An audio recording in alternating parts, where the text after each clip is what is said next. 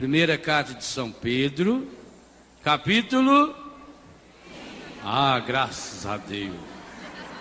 Já gravaram. Versículo 7. Então agora já dá de ler junto. Confiai-lhe todas as vossas preocupações, porque Ele tem cuidado de vós. Faça o exercício de novo, diga para quem está do seu lado. Confiai-lhe, confiai ao Senhor, confiai para o Senhor todas, pensa bem no todas, as suas preocupações, todas, porque Ele tem cuidado de vós. Palavra do Senhor. Por que eu estou insistindo tanto nesse texto? Primeiro, porque foi o texto escolhido como tema para o acampamento. Segundo, porque nós estamos sendo convidados, e de modo muito especial nesse acampamento, a uma experiência concreta. Algumas das coisas que nós ouvimos aqui, ou talvez a maioria, a gente já sabe aqui, já está aqui na cabeça. Mas precisa descer para o coração. Tudo que existe de concreto na vida, tudo, essa caixa, esse arranjo de flores, esse monitor de televisão, esse rincão, tudo que existe de concreto aí fora, primeiro existiu na cabeça de alguém. Alguém que desenhou, alguém que projetou. Você já vê pela televisão o projeto do novo rincão. Mas antes de existir na cabeça, precisa nascer no coração de alguém. Esse é o primeiro lugar. Por isso o cumprimento dessa promessa é tão importante. Dar-vos-ei um coração novo. E para isso eu vou derramar sobre vocês um espírito novo. Novo. Renovador. Algo que você nunca experimentou antes. Então, para que o concreto de Deus passe dos seus pensamentos em ação, precisam descer ao coração. Por isso Pedro usa essa palavra. Ele usa a palavra preocupação. Não é ocupação, isso é trabalho. Não é ocupação da mente. A preocupação não nasce na mente, a preocupação nasce no coração. E enquanto a gente não abrir-se inteiro ao Senhor, como víamos hoje de manhã, Ele não tem como cuidar de nós. Nessa tarde, nós somos convidados a uma linda experiência de um encontro pessoal com Jesus. A uma linda experiência de adoração a esse Senhor, que queremos receber em nosso meio, como o único que não pode ser substituído por nada nem por ninguém. E por isso é importante essa predisposição de cada um. Eu estar disposto, eu estar disposta a de fato confiar. Nós já sabemos o que significa essa palavra. Todas as minhas, todas as nossas preocupações. Ora, se Ele tem cuidado de nós, poderíamos fazer algumas perguntas. Por que será que existe então no mundo tanto mal?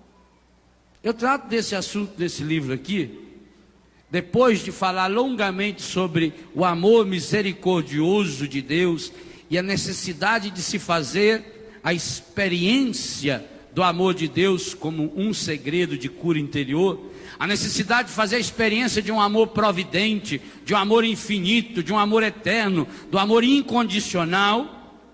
Então eu coloco os seguintes questionamentos. Por que existem tantos sofrimentos no mundo, se Deus é amor misericordioso e providente? Se Ele nos ama com amor infinito, e se Jesus Cristo já nos salvou? Será que a presença do sofrimento no mundo não contradiz tudo isso? Se Deus é amor, como Ele manda o sofrimento? E se não manda, por que permite?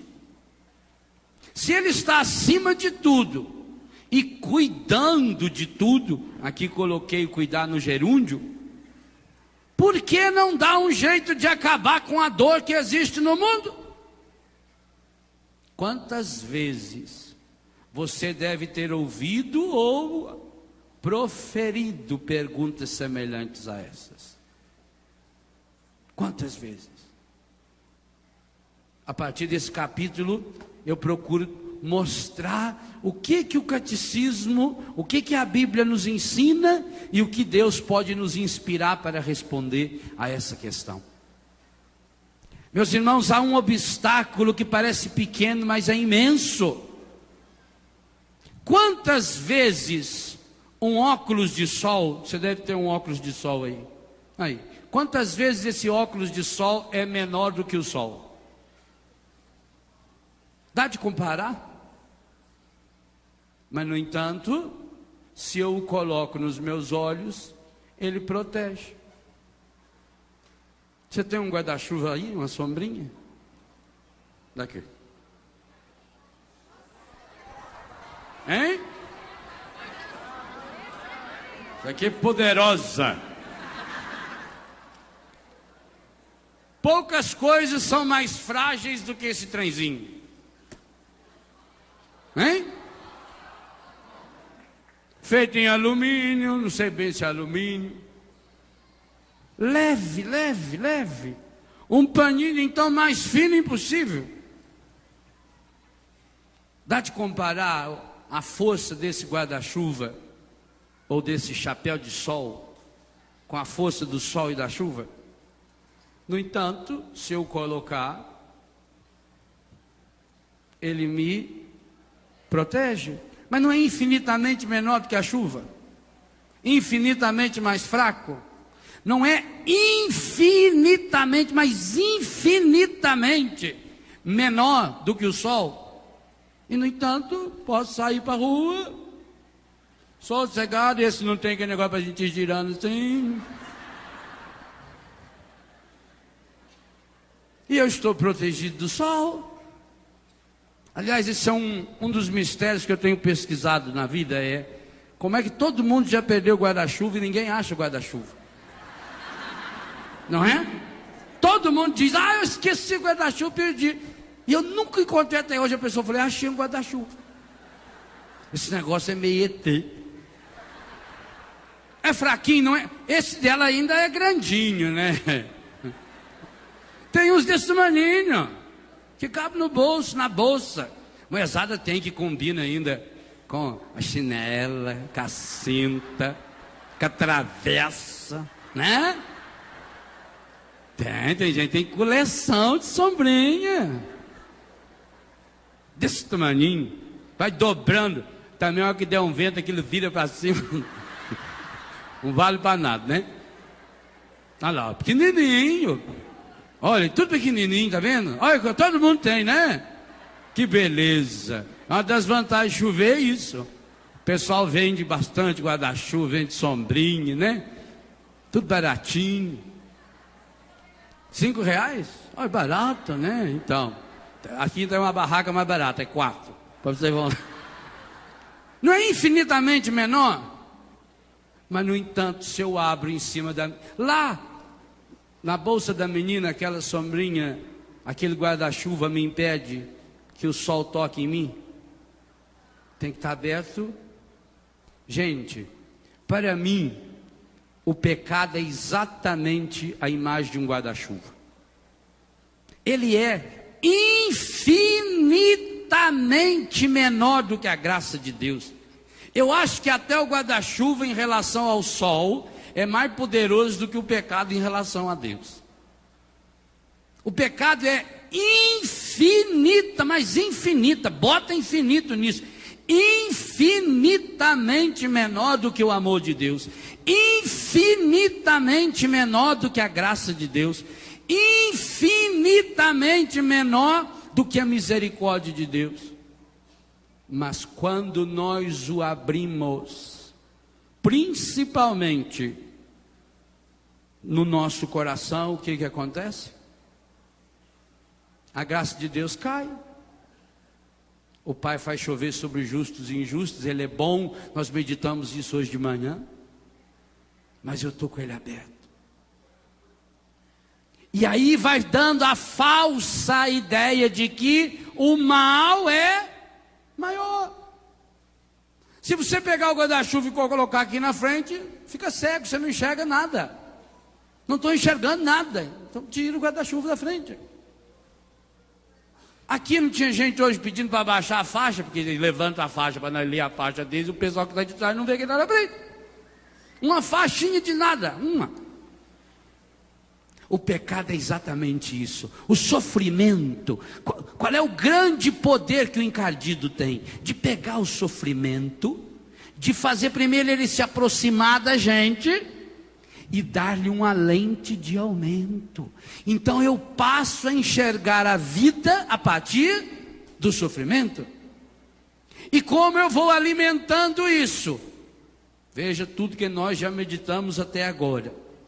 Que nós não cuidamos desse mundo ao nosso redor. Nós vamos perdendo a confiança nas pessoas, em nós mesmos, até chegar a perdermos a confiança em Deus. Nós vamos nos fechando.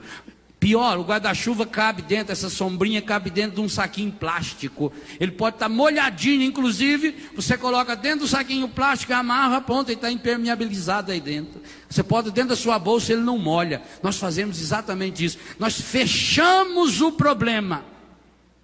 Quando nós temos um problema, nós o fechamos. Aonde? No coração. E ele então começa a remoer aqui dentro de mim. E ele vai se transformando numa pré-ocupação. O que é pré-ocupar? É ocupar antes. E eu fico Então, o apego ao passado. Porque eu vou trazendo o meu passado que não foi assimilado, que não foi perdoado. A visão distorcida e errada do presente, da realidade que eu estou vivendo. E a preocupação vai me amarrando, vai me tornando uma pessoa condicionada, fechada. E eu então vou precisar alimentar o meu coração com esse alimento estragado que o mundo está me oferecendo. Enquanto não aprendemos a confiar no Senhor, essas preocupações. O que significam essas preocupações? Aquilo que eu tranco aqui dentro de mim. O que Pedro está falando, e ele fala isso porque ele ouviu Jesus falando. Se você ler o capítulo 6 de Mateus, no Sermão da Felicidade, você vai encontrar com os detalhes essa pregação de Pedro que nós estamos tendo nesse acampamento. Quando Jesus disse: olhai as aves do céu, olhai os lírios do campo. Eles não trabalham, eles não juntam em celeiros, vosso Pai Celeste os alimenta. Vocês valem mais do que eles. E lá no finalzinho, no versículo 33, a partir do 32 já começa dizendo: buscai antes, não vos preocupeis com o dia de amanhã. Não vos preocupeis com o que haveis de comer, de beber ou de vestir. Buscai em primeiro lugar o reino de Deus. Olha que coisa impressionante. Jesus não estava falando que você deve cruzar o braço. Jesus não estava falando que você não tem que trabalhar. Não, está dizendo que você não tem que se preocupar com essas coisas, que você tem que se ocupar, buscar em primeiro lugar o reino de Deus e a sua justiça, e todas essas coisas virão como? Significa que nós precisamos de todas essas coisas, mas quando é que elas virão como acréscimo? A conclusão do capítulo 6 de Mateus: a cada dia basta o seu cuidado. Porque ele volta nessa palavra cuidado. Ele tem cuidado de vós. Deus cuida de mim na medida em que eu vou também cuidando das coisas de Deus em minha vida. O pecado não tem o poder de afastar Deus de mim. O pecado tem o poder de me afastar de Deus. O pecado não tem o poder de fazer o sofrimento entrar na sua vida. Tem o poder de fazer você deixar-se dominar pelo sofrimento. O pecado faz com que você enxergue qualquer realidade, inclusive as boas. Longe de Deus, as coisas boas se tornam coisas ruins. Tudo que a gente faz de forma errada, mesmo que seja uma coisa boa, acaba sendo ruim. Comida é coisa boa? Come demais para ver. Água é coisa boa? Bebe demais. Sexo é coisa boa? Claro, foi Deus que fez. Faça do jeito errado para ver. Percebam, quando nós nos afastamos de Deus, até as coisas que são boas, quanto mais as que não são boas. O pecado tem o poder, quando eu me fecho nele, quando eu fecho o meu coração, quando eu abro o guarda-chuvinha, quando eu protejo o meu coração. O sol está lá imenso, eu abro o guarda-chuva e ele não me atinge. A chuva está caindo, eu abro o meu guarda-chuva e ela não me atinge. A graça de Deus está sendo derramada. São Paulo nos diz em Romanos 5, o amor de Deus foi derramado. Mas nós estamos lá com o nosso guarda-chuvinha aberto. E tem gente que leva esse guarda-chuvinha para todo lado. E não deixa a graça de Deus atingir sua vida. E depois reclama. Ah, porque será que Deus permite o sofrimento? Deus não permite o sofrimento. A doença não vem de Deus. Você não vai encontrar nenhum lugar, nem da Bíblia, na interpretação correta, dada, portanto, por Jesus, e no catecismo que diga, a doença é vontade de Deus. Por isso Jesus curava todas as pessoas.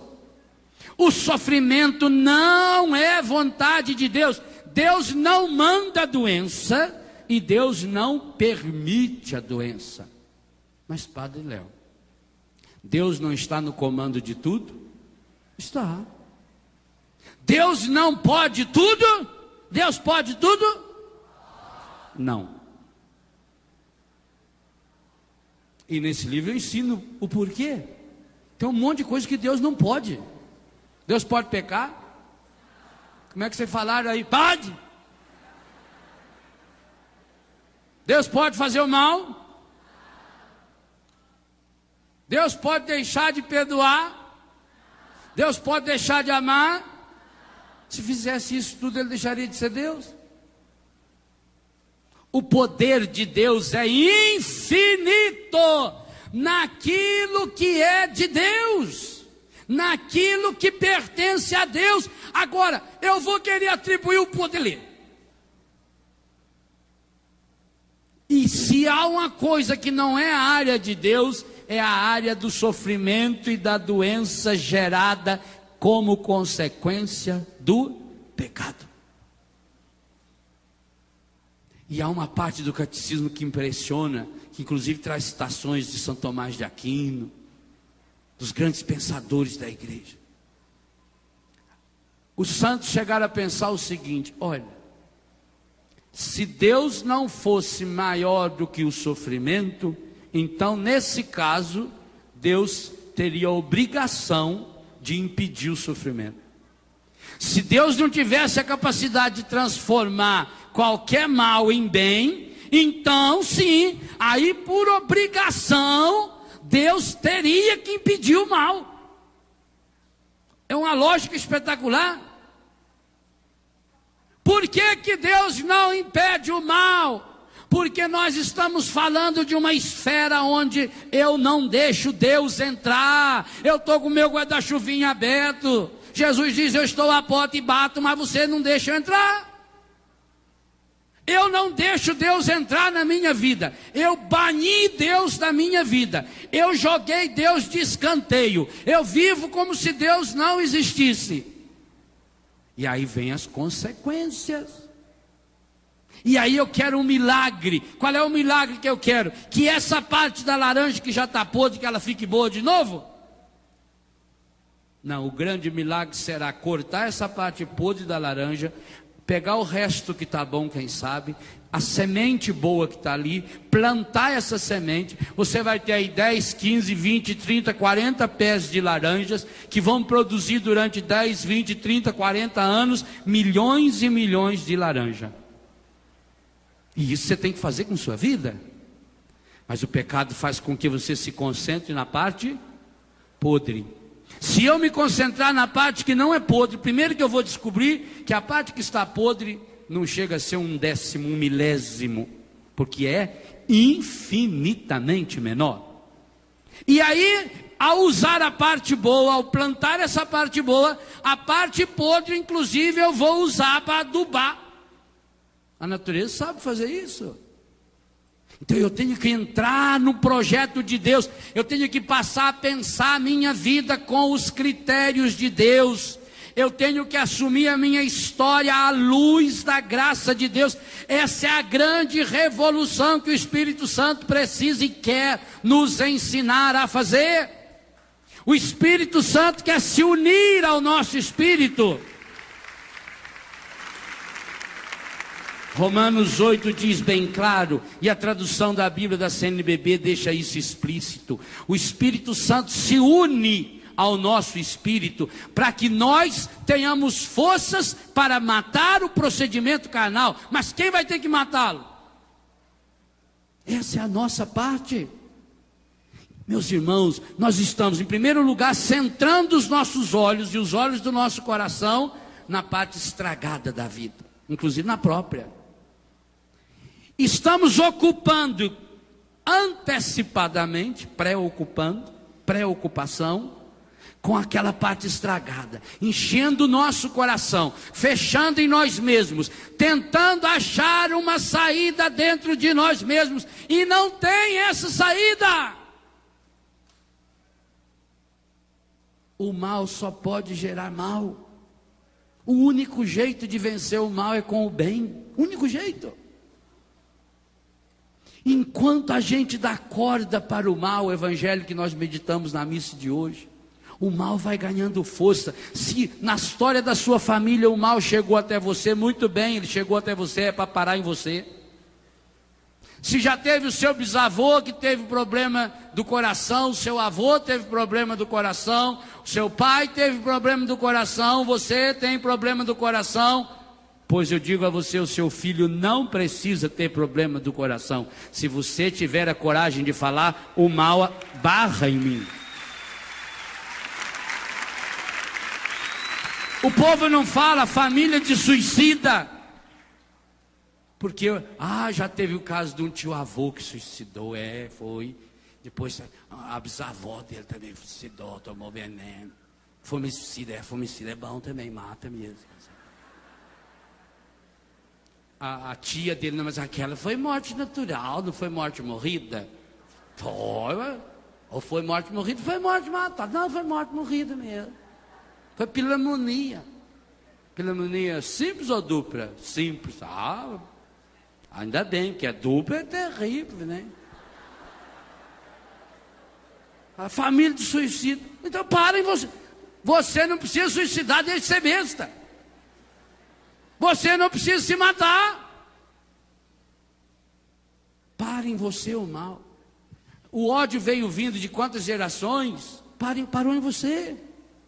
O pecado vem vindo de quantas gerações? Em você pode parar. Pode parar quanto? Porque você é forte o suficiente, agora vai barrar tudo isso? Não. Porque você está aprendendo, porque eu estou aprendendo, que é possível depositarmos no coração do Senhor todas as nossas preocupações. Todas. Agora isso significa passar a agir segundo Deus. Isso significa uma mudança de vida. O que é terrível, nós gostamos da doença. Sabia disso? A grande maioria das pessoas que estão doentes gostam da doença. É uma forma de chamar atenção.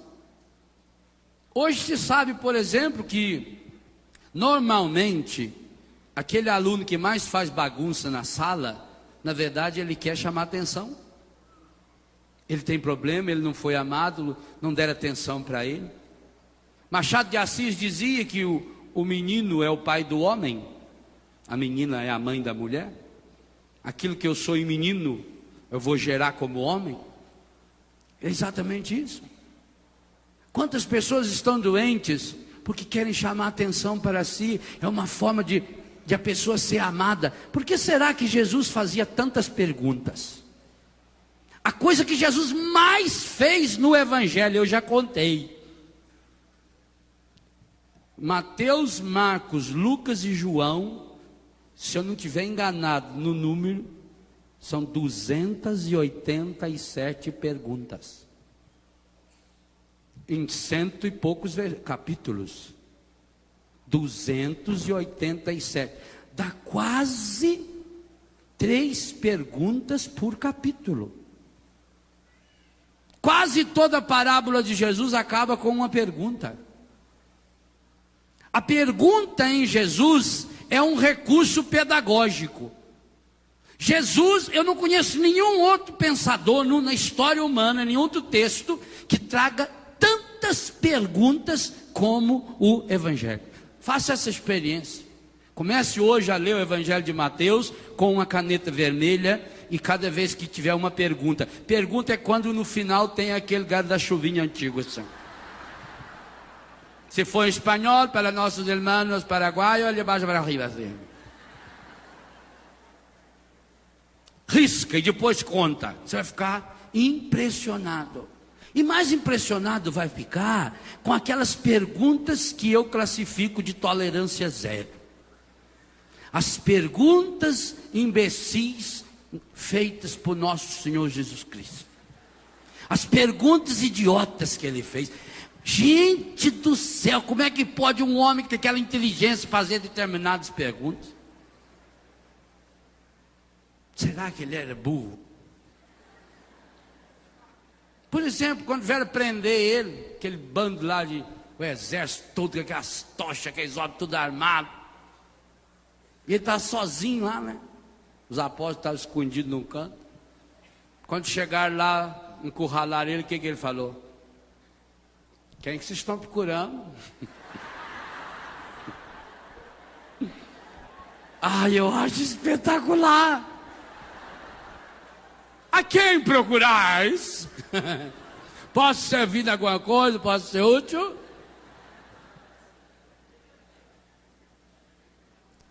Será que essa pergunta já foi respondida? O que você está procurando? Projeto da CNBB, queremos ver Jesus? Aquele cego, lá em Jericó, berrando, feito um condenado, e todo mundo mandando, cala a boca, que você está atrapalhando o sermão. E quanto mais mandava ele calar a boca, mais ele berrava. Aí trouxeram, Jesus falou, manda ele lá, ele trouxeram ele lá. Que desejas? O cego não entendeu. Senhor, eu queria que o senhor falasse com o Padre Léo para me dar um filhote de labrador, cachorrinho treinar. Eu queria uma bengala com controle remoto, com uma buzininha assim na frente, igual tem esses ônibus quando dá ré. Eu queria uma bengalinha dessa. O que aquele cego berrando desesperado podia querer? Não era óbvio? E por que Jesus não chegou nele, simplesmente pôs a mão e já curou? Pega aquele outro cego de Mateus 8, de Marcos 8, aquele é mais espetacular ainda. Para mim é uma das passagens mais fantásticas que tem no Novo Testamento. Levaram o cego até Jesus. O que Jesus fez com o cego? Pegou o cego, pegou pela mão dele. Vem. E pula aí tem um negócio. Vem.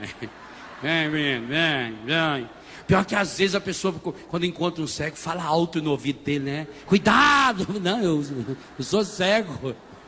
Eu escuto. Vem. Jesus levou ele, né?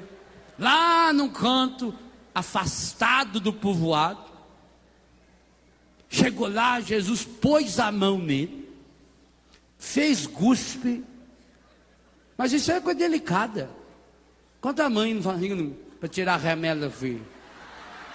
Marido da mulher, vem. Não faz? Namorado. De namorado a gente tirava na língua mesmo. Na linguada.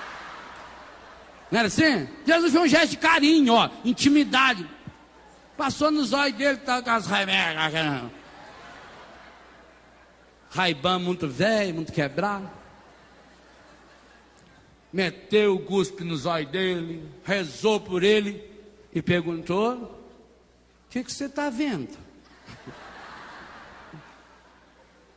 E o mais legal é a resposta do cego: eu vejo os homens e eles se parecem árvores que andam.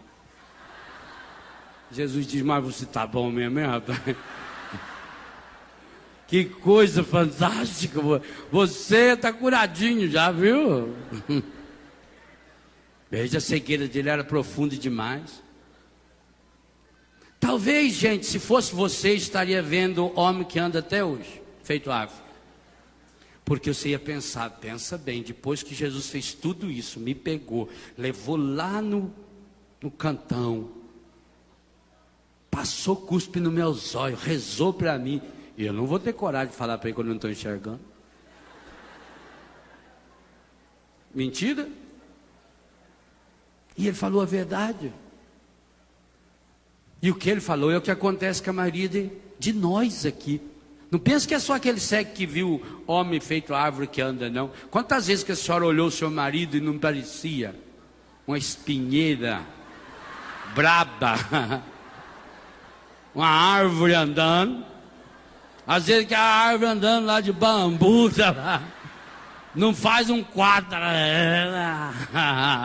Boemia que me tem de regresso. Hein?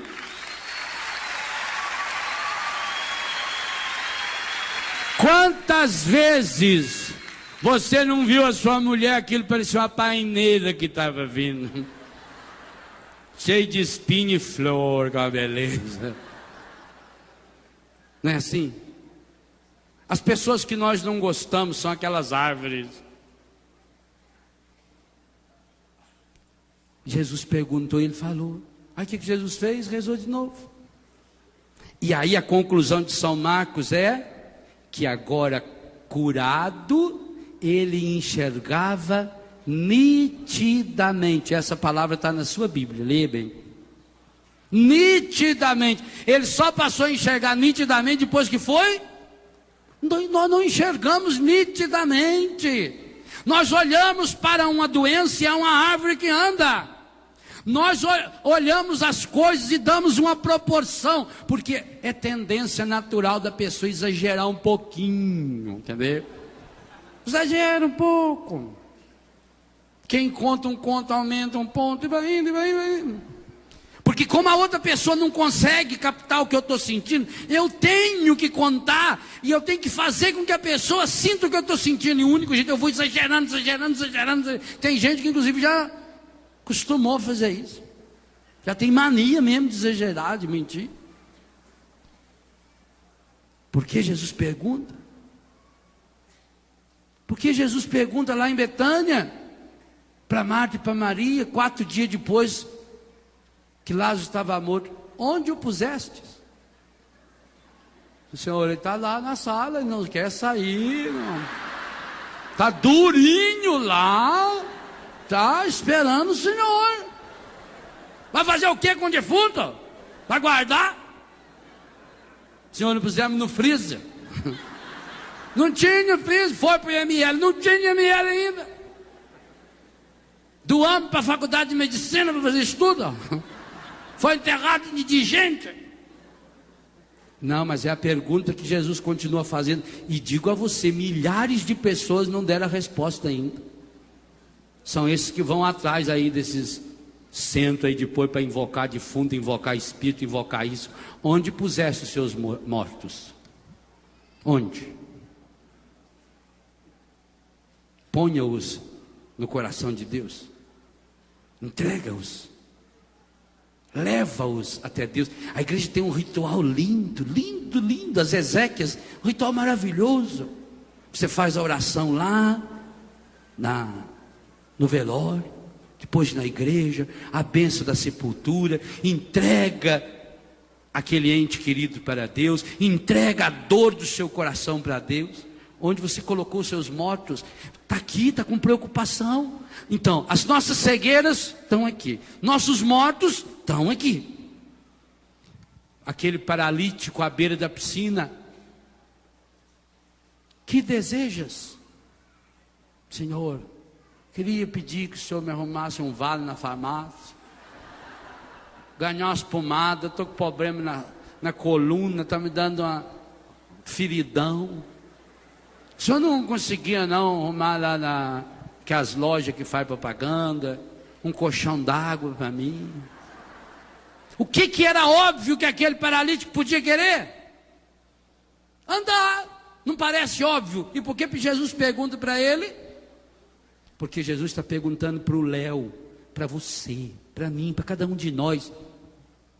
Quando nós nos tornamos naquelas antas empacadas, sem misericórdia, sabe que ninguém tira a gente do lugar, quando a gente põe uma ideia na cabeça, quando a gente põe uma ideia no coração, quando a gente se fixa, nós nos fixamos, nós olhamos para determinadas pessoas, achamos que essas pessoas são árvores que andam, nos fixamos nisso, só enxergamos isso, paralisamos. Tem gente que são esses paralíticos, tem casa que você vai, está cheio de paralítico, porque está sempre parado no mesmo lugar, não sai do lugar, está sempre reclamando da vida, sempre remoendo, está sempre preocupado, e vai aumentando, e vai dando corda, e vai dando corda. Uma das coisas que nós ensinamos para os nossos filhos em Betânia, é que eles não devem ficar falando de drogas, mas volta e meia você encontra 2 ou 3, está falando do quê?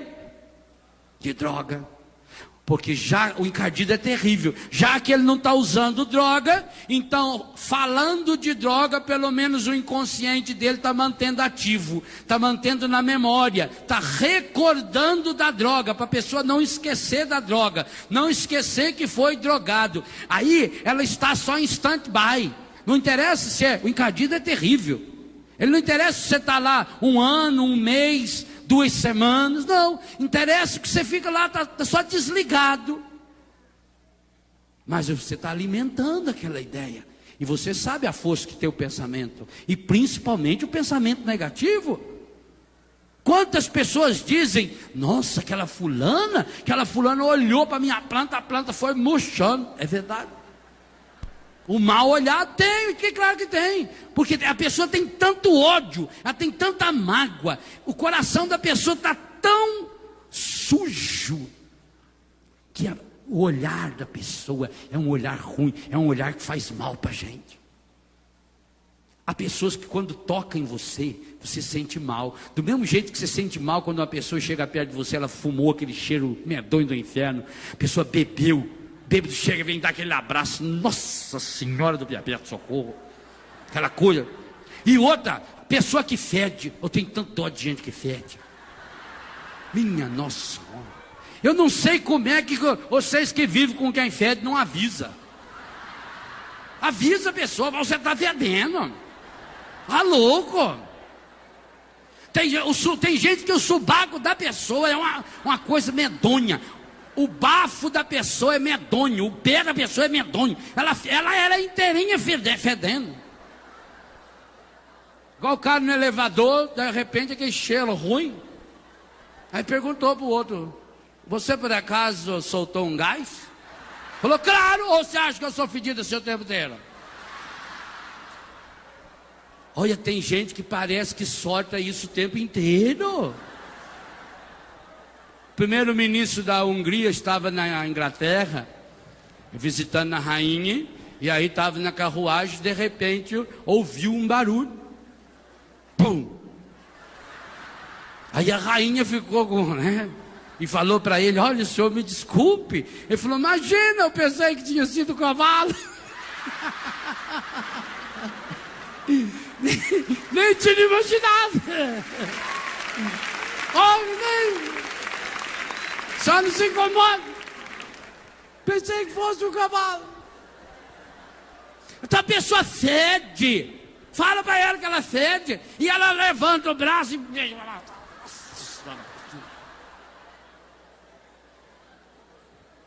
Assim como a pessoa fede, porque não toma banho, porque não se cuida, coração fedido é coisa medonha. A pessoa do coração fedido, ela é uma pessoa pessimista, ela é uma pessoa negativa, ela puxa tudo para trás, sempre para trás, vai dar errado, vai dar... Se ela chegou, pode saber, fala, não dá certo. Porque o coração está fedendo.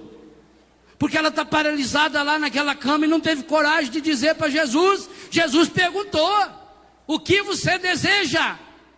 Pois hoje Jesus olha para mim e para você. Ele vai passar no nosso meio daqui a pouco perguntando para cada um de nós que estamos paralisados no pecado: o que você deseja? Para cada um de nós que estamos cegos, estamos enxergando as pessoas como árvores que andam, o que você quer? Você deseja de fato ser curado? Não deseja. Nós falamos que sim, mas é só um desejo. Isso precisa ser transformado em vontade. E como é que se transforma desejo em vontade? Fazendo. Não adianta eu pedir para Deus algo que é impossível. Senhor, eu queria pedir a graça de sair voando. Mas você pode pedir para Deus a graça de voar, e Ele vai dar inteligência para você fazer o avião. Santos Dumont não fez? Brasileiro, vai fazer 100 anos que ele fez. E aliás, graças a isso, ele inventou o relógio de pulso. Uma coisa leva a outra. Antigamente o relógio era aqui. Fez omega, ferradura. Você tinha lá um cordão, né? Aí o Santos Dumont precisava saber a hora, né? Mas ele com a mão ocupada para trabalhar, ele pediu para o Cartier fazer um negócio que amarrasse o relógio aqui para ele. Ele inventou o relógio de pulso. Todos nós temos no braço. Então, ele talvez pediu para Deus: meu Deus, eu quero voar. E Deus disse para ele: você vai voar. Agora, vai voar como? Pôr na sua cabeça para funcionar. Bolando um jeito, observando os pássaros. E não vai fazer igual o Ícaro, que põe 2 azonas, sai batendo na asa, vai para o sol, derrete a asa de ser e morre. Querer a cura, querer a restauração é entrar num processo. Meu irmão, todos os dias Betânia recebe eu não sei quantas. Meu Deus do céu. Telefonema e carta. É mãe, é pai, irmão, tio, padre, bispo. Pelo amor de... Todo mundo fala, pelo amor de Deus, né? Para ver se... Ah, meu Deus, se fosse pelo amor de Deus, não tinha um desse no mundo. Pelo amor de Deus, meu filho quer sair, minha filha quer... Arruma uma vaga. Aí você arruma. Pergunta para a pessoa: você quer? Quero. Aí entra para a comunidade. Aí chega a hora de transformar querer em vontade. 2 dias depois foi embora. 1 mês depois foi embora. Percebe? A grande diferença está aí. Querer, você quer? Eu quero. Mas eu quero fácil. Eu queria sim achar um lugar que eu entrasse, eu continuasse fumando, continuasse bebendo, continuasse comendo qualquer coisa, continuasse fazendo o que eu bem que entendesse e que eu largasse da droga. Mas também assim, eu só quero largar da cocaína. Eu quero continuar fumando maconha. Eu queria só largar da maconha, mas eu quero continuar fumando cigarro. Eu queria largar o cigarro, mas quero continuar bebendo. Por isso afunda. Quero. Agora começa a transformar o querer em vontade. E aí vem a dureza. Aí tem que cumprir horário, aí tenho que levantar todo dia naquela hora certa. Primeira coisa a fazer, eu tenho que arrumar a cama, eu tenho que fazer a minha barba, eu tenho que tomar um banho. Às 7h30 eu tenho que estar lá na oração, eu tenho que ir para o trabalho. Alguns até vão para o trabalho, só que até chegar no trabalho leva meia hora. Você olha e fala, ele quer, mas não transformou o querer em vontade. Vai cair. Aí você conversa com a pessoa. Ah, mas eu não consigo, eu não consigo, eu sou fraco. Não entregou o Senhor. Não tomou uma decisão.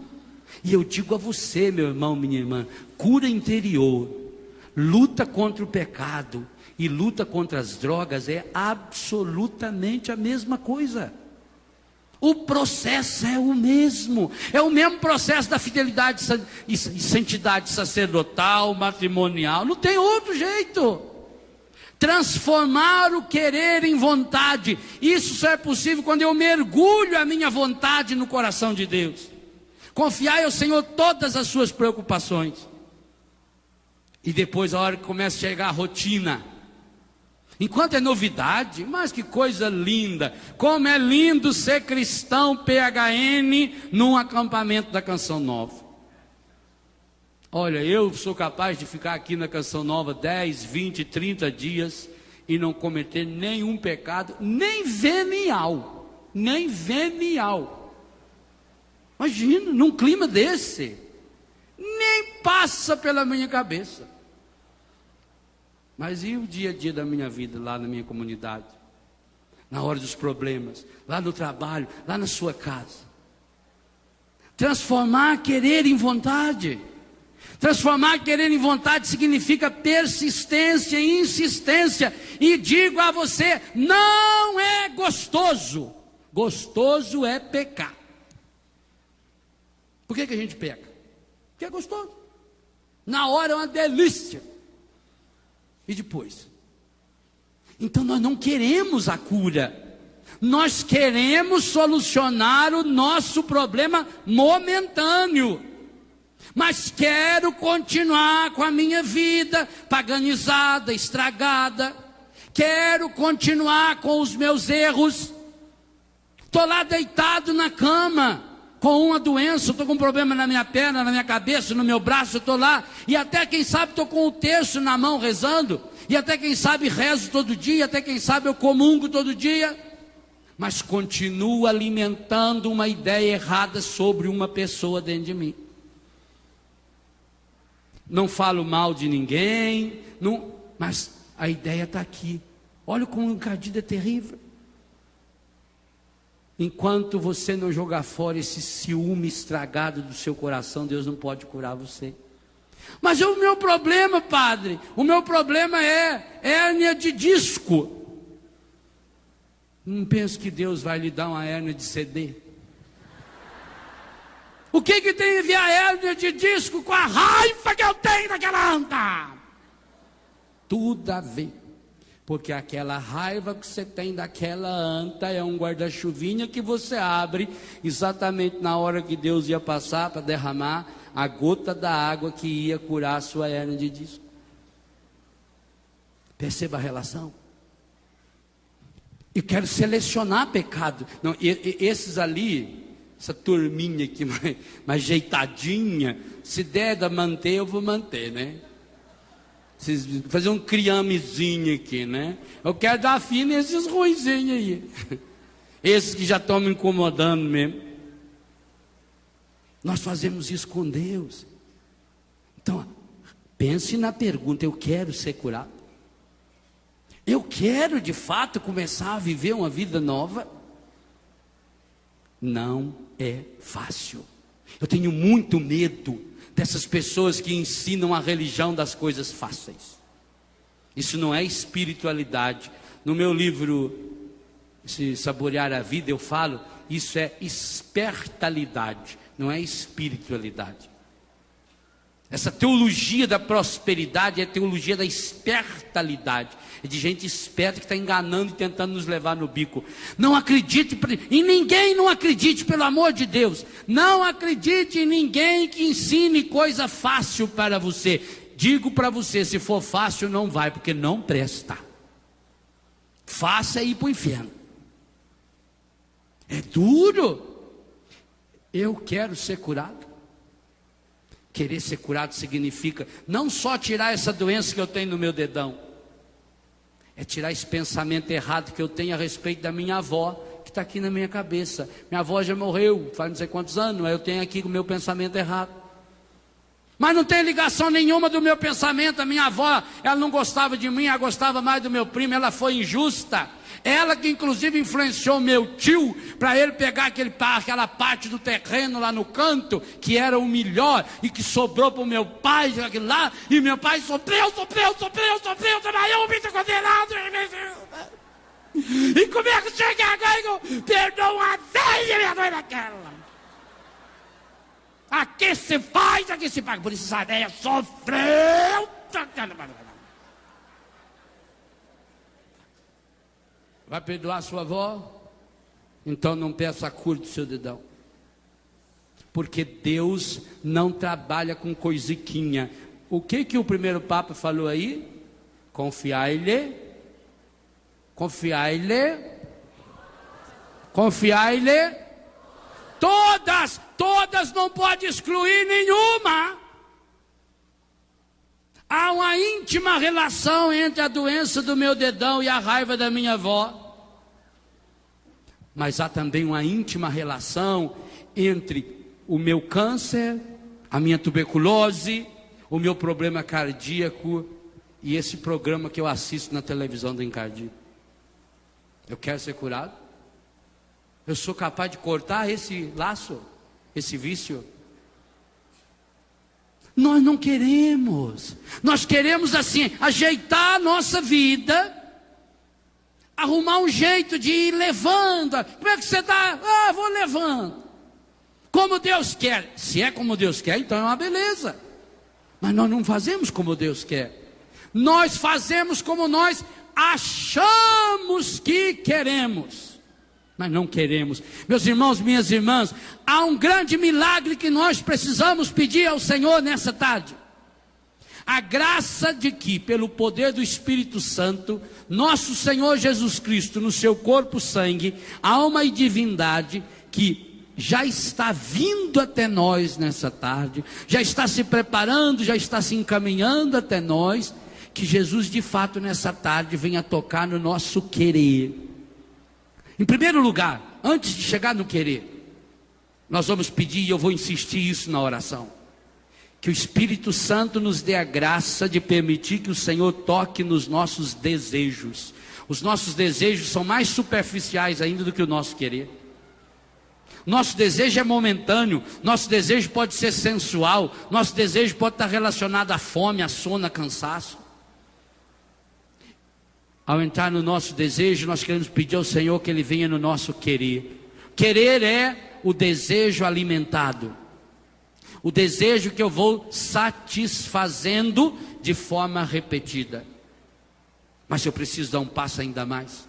Eu preciso ter um encontro pessoal com o Senhor, para que Ele possa de fato tocar lá nas raízes das minhas preocupações, no meu coração, lá onde acontece a decisão do ser humano, lá no íntimo da sua consciência, aquilo que é dogma da nossa fé, o sacrário inviolável, a consciência, ou o que nós chamamos coração, a cura do nosso coração. É lá que está a vontade. Jesus disse que é de lá que brotam todas essas coisas estragadas que nós estamos experimentando. Então nós precisamos de uma graça especial, de permitir que o Senhor chegue até o meu coração. Mas se você não abrir espaço, Ele não passa. Do mesmo jeito que nós vamos começar daqui a pouco a abrir espaços para o Santíssimo passar, porque senão não tem como Ele passar. Eu também preciso, e se você não fizer isso, Deus não faz por você. Eu preciso abrir espaço dos meus desejos, do meu querer, para chegar na sede da minha vontade, lá onde se encontram as minhas emoções, os meus medos, os meus traumas, as raízes dos meus pecados. E ali eu preciso tomar uma decisão. E ali eu preciso de um marco histórico na minha vida. E esse marco, eu preciso ter consciência. Por isso que nós nos unimos num encontro como esse, nos alimentamos das canções, nos alimentamos da Eucaristia, da palavra, nos fortalecemos um no outro, e depois vamos nos fortalecendo pela televisão, pelos grupos, pelas comunidades que participamos, para que um vai ajudando o outro, porque sabemos, é difícil, não é fácil. Nós teremos muitas oportunidades de perder, de deixar passar essa graça que passa. E que pena que isso vai acontecendo. E digo uma coisa, não sei se você tem coragem suficiente para falar o que eu vou falar. Na minha vida já passou muitas vezes. E isso me machuca muitas e muitas vezes. Quantas vezes eu já estive muito próximo do Senhor. Quantas vezes o Senhor já quis realizar maravilhas estrondosas na minha vida.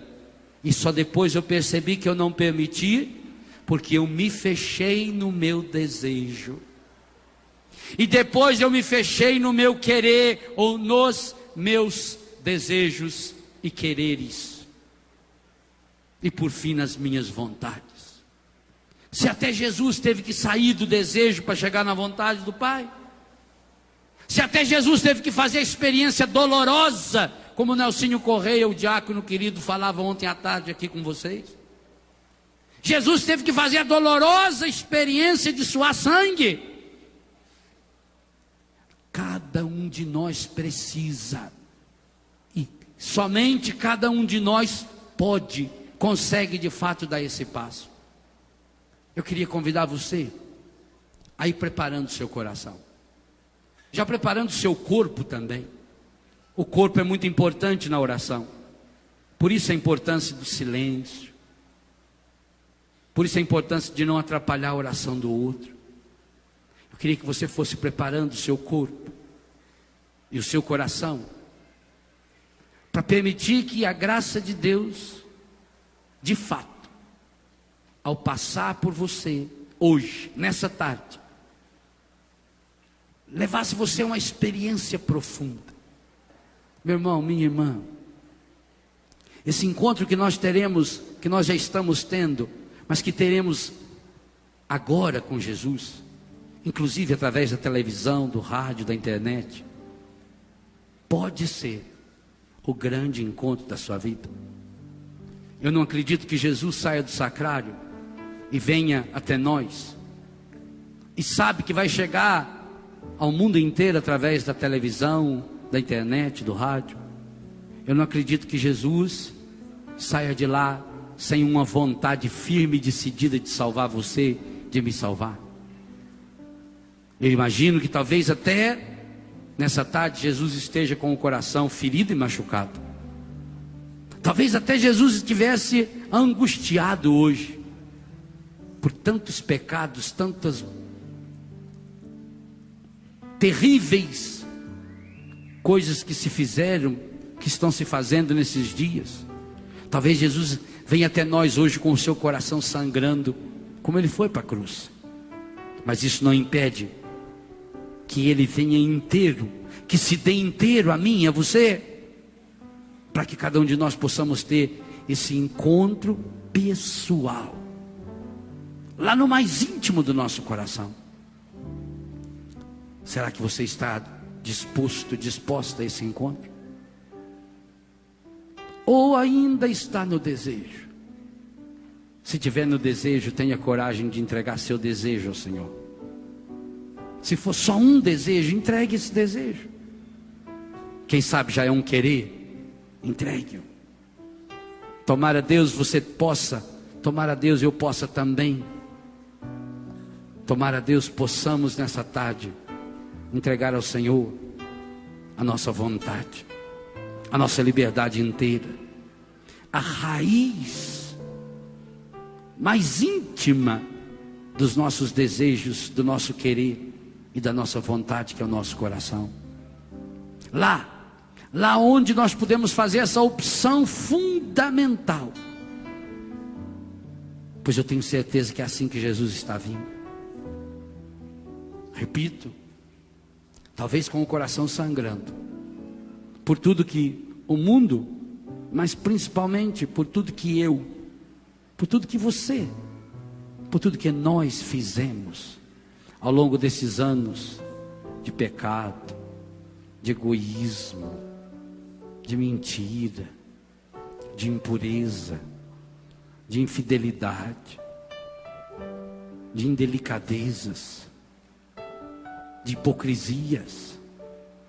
Quantas vezes lhe abrimos o guarda-chuva do pecado e do vício? Mas mesmo com o coração sangrando, Jesus vem inteiro. E vem para oferecer a cada um de nós a graça de um encontro. Quantas pessoas não devem ter visto Jesus caminhando com a cruz nas costas? Alguns olharam com indiferença, outros com raiva, outros com alegria. Poucos tiveram a coragem de tocá-lo. Peço a Deus a graça de que nessa tarde cada um de nós possamos tocá-lo. Eu quero tocá-lo, Senhor. Diz para Jesus. Mais do que isso, eu preciso tocá-lo, Senhor. Eu necessito, Senhor. Eu necessito desse encontro. Vem até mim, Senhor. Vem até mim com o seu amor, Senhor. Vem até mim nessa tarde com a sua misericórdia infinita, Senhor. Eu quero mergulhar no seu coração a minha miséria. Eu estou tomando em minhas mãos, Senhor, o meu querer estragado, os meus desejos pecaminosos, a minha vontade enfraquecida, para mergulhar-me inteiro no seu coração. Eu quero confiar, Senhor, todas as minhas preocupações e experimentar o seu cuidado. Cuida de mim nessa tarde, Jesus. Cuida de mim, Senhor. Vem, Senhor.